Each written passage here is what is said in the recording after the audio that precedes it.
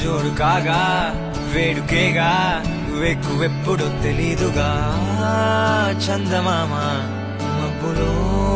దాగిపోడా ఏ వేల పాల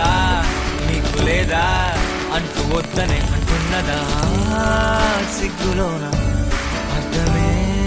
మారిపోదా ఏరి కోరి చేరసాగే కౌగిలే ఏది ఏది చేరే చోటనే కౌగిలిరుకు ఆయనే